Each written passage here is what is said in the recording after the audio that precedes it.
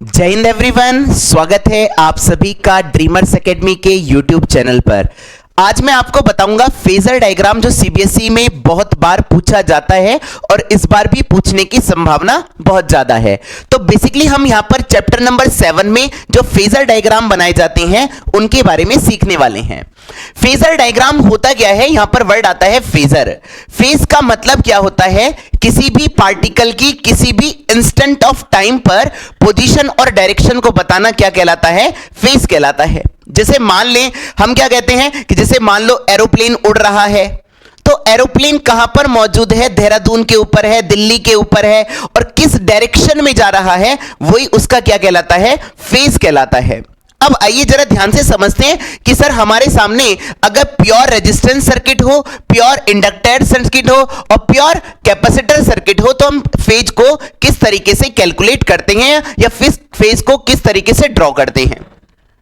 Sir ये जो equation होगी हमेशा आपको गिवन रहेगी वोल्टेज की। आपको पता है कि हम अल्टरनेटिंग करंट में वोल्टेज कौन सा सप्लाई करेंगे, अल्टरनेटिंग वोल्टेज सप्लाई करेंगे, और अल्टरनेटिंग वोल्टेज की इक्वेशन यहां पर दी हुई है V बराबर V not sine omega T. अब ये जो इसके साथ एंगल में लिखा रहता है इसी को हम किस नाम से जानते हैं मेरे बच्चे, फेज के नाम से जानते हैं। गेटिंग माई पॉइंट, यस और नो। अब फेज को किस तरीके से डिनोट करा जाता है, मेरी बात को बहुत ध्यान से सुनिएगा। फेज को डिनोट कराता है एक रोटेटिंग वेक्टर की सहायता से। मैं मान लेता हूं ये मेरे सामने एक्स एक्सिस है, ये मेरे सामने वाई एक्सिस है। अब मुझे फेज बनाना है, तो फेज बनाने के लिए आपको करना क्या पड़ेगा, फेज को एक रोटेटिंग वेक्टर से डिनोट करा जाएगा। मान लो ये रोटेटिंग वेक्टर जो होता है इसकी जो लेंथ होती है वो इसके मैग्नीट्यूड को रिप्रेजेंट करती है, और यहां से ये रोटेशन अगर मैंने मान लो थीटा लिया तो मैं इस तरीके से डिनोट करूंगा। अगर 2 थीटा लिया तो फेज क्या हो जाएगा, थोड़ा और ज्यादा हो जाएगा। बात क्लियर है, यस और नो। तो हम कुछ इसी तरीके से डिनोट करते हैं। आइए समझते हैं किस तरीके से ड्रॉ करेंगे in case of pure resistance circuit. Pure resistance circuit के केस में देखिएगा मेरे बच्चे कि आपसे कहा गया कि सर कितना एंगल दे रखा है, V बराबर V not sine omega T, यानी कि एक रोटेटिंग वेक्टर बनाना है और जो कितने एंगल पर होगा मेरे बच्चे, ओमेगा टी एंगल पर होगा, और मैंने इसको कुछ इस तरीके से डिनोट कर दिया है। क्लियर है भैया। अब आप मुझे बताइए I बराबर I not sine omega T है, इसमें भी हमारे सामने एंगल कितना है, ओमेगा टी। अब एंगल अगर मेरे सामने ओमेगा टी है तो मेरे सामने I जो है वो इसी को ओवरलैप करेगा, और ओवरलैप करेगा तो कैसा आएगा मेरे बच्चे, इसी पर आएगा, और ये हो जाएगा मेरे बच्चे I बराबर I not sine omega T का वेक्टर कुछ इस तरीके से डिनोट करा जाएगा। क्लियर है भैया।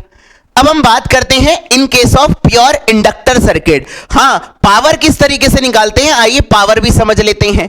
पावर कैसे निकालते हैं, P बराबर याद करिएगा V RMS I RMS cos phi। यानी कि सर अगर मैं एक प्योर साइकिल के लिए, फुल साइकिल के लिए बात करूंगा तो इनके बीच में एंगल कितना है, खुद बताइए। I और V के बीच में एंगल कितना है, 0 डिग्री। अगर 0 डिग्री है तो P एवरेज पावर कितनी निकल कर आ जाएगी, V RMS into I RMS in case of pure resistance circuit. क्या मेरी बात सभी लोगों को क्लियर है। और आएगा बच्चे ये इस बार 100% आपको देखने को मिलेगा, रिकॉर्ड कर लीजिएगा। हम बात कर रहे हैं प्योर इंडक्टर सर्किट की। प्योर इंडक्टर सर्किट में आपको वोल्टेज तो सर गिवन ही रहता है, और कितना है मेरे बच्चे, V बराबर V not sine omega T. क्या सर ये साइन में इक्वेशन है, कॉस में नहीं हो सकती, हो सकती है। अब यहां पर आप देखते हैं कि सर मैंने यहां पर वोल्टेज की इक्वेशन ड्रॉ करनी है, और वोल्टेज में कितना एंगल है मेरे बच्चे, बोलो फटाफट से, ओमेगा टी, यानी कि वोल्टेज को मैंने एक रोटेटिंग वेक्टर की सहायता से डिनोट करा है, और जो आपका कितना एंगल पर है भैया, ओमेगा टी।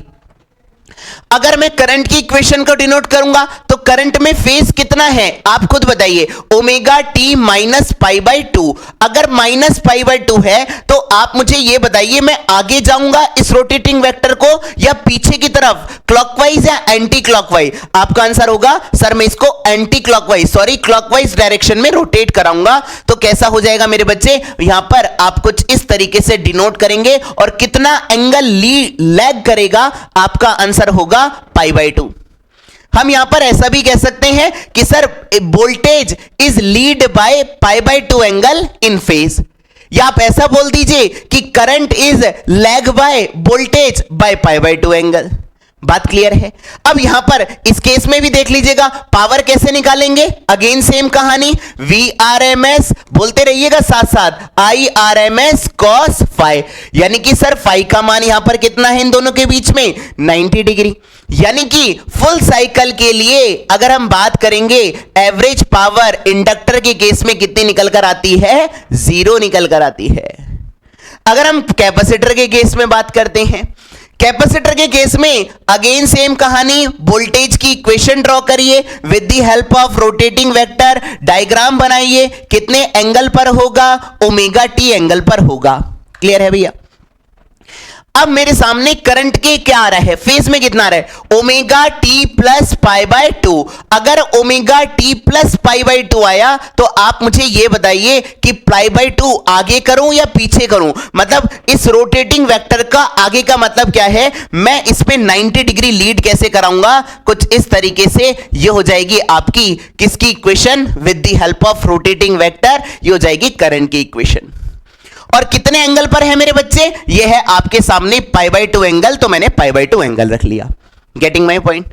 अब हमें क्या करना है, सर इसके केस में भी पावर निकाल दीजिए, तो आप मुझे कमेंट सेक्शन में बताएंगे सर इस केस में प्योर कैपेसिटर के केस में हमारे सामने कितनी पावर निकलकर आती है। इसी प्रकार की वीडियो के लिए लाइक करिएगा एंड चैनल को सब्सक्राइब करिएगा। जय हिंद एवरीवन।